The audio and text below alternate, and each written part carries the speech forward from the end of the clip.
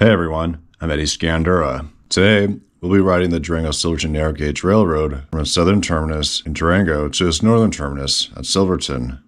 But first, here's a brief history and some key facts about the Heritage Railroad. The Durango-Silverton narrow gauge railroad is a 3-foot, 914mm narrow gauge heritage railroad in Colorado that runs north-south along the Animas River and connects Durango and Silverton. The railway is a federally designated National Historic Landmark and was also designated by the American Society of Civil Engineers as a National Historic Civil Engineering Landmark in 1968. In 1880, the Denver and Rio Grande Railway founded the city of Durango and was incorporated on April 27, 1881.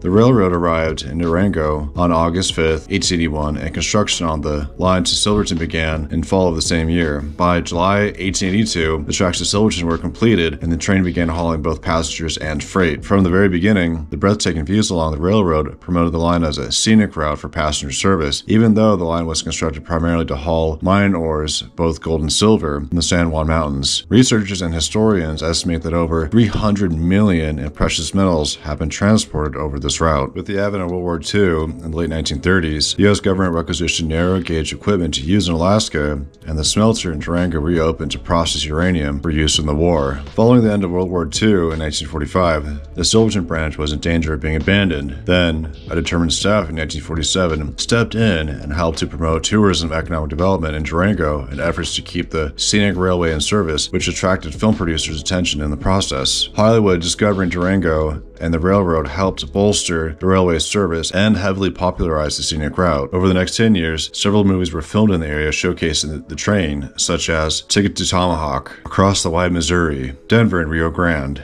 Viva Zapata, Around the World in 80 Days, and Butch Cassidy and the Sundance Kid. During the latter part of the 1960s, the Durango-Silverton was registered as a National Historic Landmark and was awarded as a National Historic Civil Engineering Landmark. As the railroad prepared to celebrate its 100th birthday, Charles E. Bradshaw Jr. purchased the Silverton branch and completed the restoration process. The Durango and Silverton narrow gauge railroad continues to provide year-round train service, operating a historical train with rolling stock indigenous to the line. The locomotives used to pull the trains are either oil-fired or coal-fired, steam-operated, and diesel. The steam locomotives are 1923-1925 vintage and are maintained in the top condition. Riding the entirety of the Durango-Silverton narrow gauge railroad takes, on average, 3.5 hours to travel its 45-mile route from Durango to Silverton. Trains that service the Heritage Railroad travel at top speeds of 18 miles per hour, 29 kilometers per hour. Thanks for tuning in, and let's go ahead and start the ride.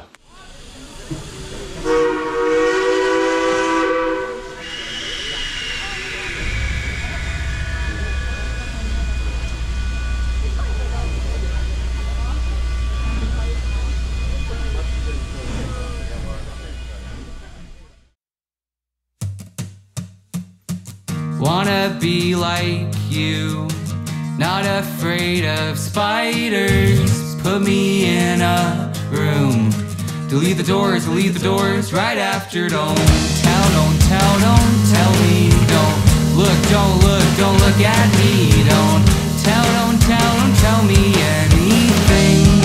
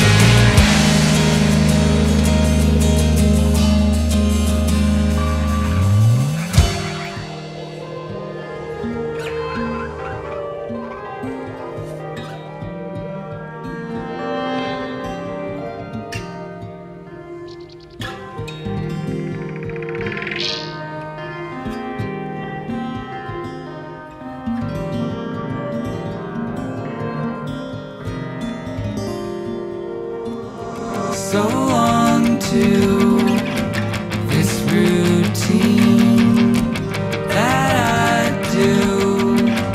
Do you notice flowers in my room? I wanna stay in a thought. I'll take the moment for all it's got. Yeah, I'll take the moment for all it's got.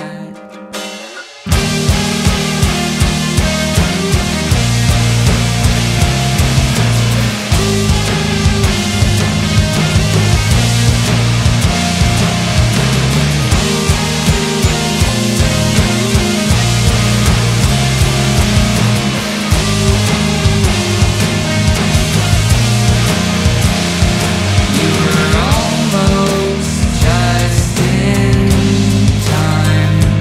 You were almost just in time.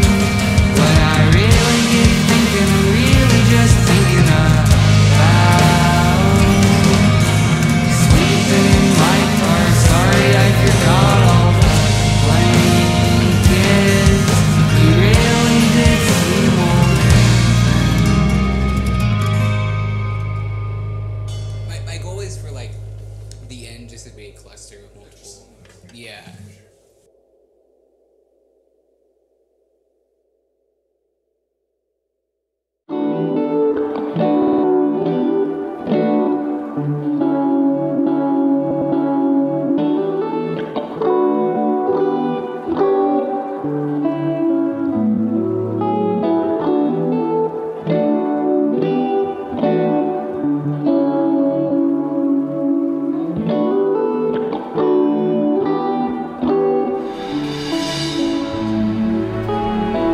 When they